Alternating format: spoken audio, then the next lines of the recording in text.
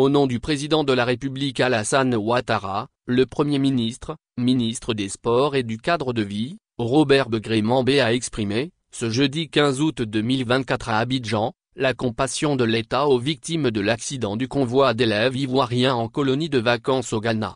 Le chef du gouvernement s'est rendu au domicile de la famille de Kofi Claude Olivia, âgé de 15 ans en classe de première, premier cas de décès dans cet accident. Au nom du président de la République et du vice-président, nous sommes venus pour exprimer à la famille et pleurer notre compassion. Ce faisant, nous voulons nous adresser à tous les parents dont les enfants ont été victimes de l'accident. Nous voulons leur apporter nos encouragements, notre soutien, et leur dire que ce qu'ils recherchaient pour leurs enfants, c'était la connaissance, préparer leur bien-être futur. Ils n'ont fait de mal à personne, a indiqué Begré-Mambé. Le Premier ministre a rappelé que personne ne souhaite vivre des moments d'accident, cela est arrivé, c'est notre devoir de les soutenir. Nous souhaitons un prompt rétablissement à tous les blessés, a-t-il dit. Et d'ajouter, le gouvernement, au nom du chef de l'État, dès que nous avons appris cette situation, a pris toutes les dispositions à travers notre ambassade pour encadrer les encadreurs, les enfants et leurs parents afin d'assurer leur prise en charge au niveau d'Accra et leur rapatriement à Abidjan par un vol spécial.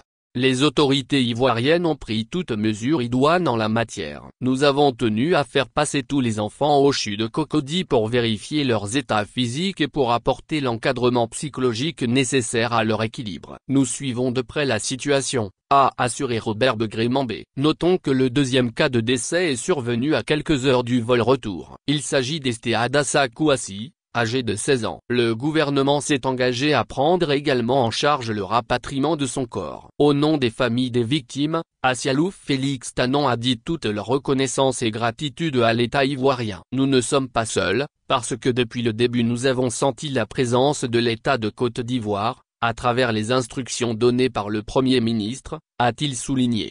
Cet accident de la circulation au Ghana se situe dans le cadre d'une colonie de vacances pour un séjour linguistique organisé par un établissement scolaire privé. Le bilan fait état de 2 décès et 12 blessés, tous pris en charge par le gouvernement. Le Premier ministre était accompagné de la ministre de la Cohésion nationale, de la solidarité et de la lutte contre la pauvreté, Lobomise Belmonde Dogo, qui a accueilli les victimes hier à l'aéroport Félix Houphouët-Boigny d'Abidjan, au nom du gouvernement.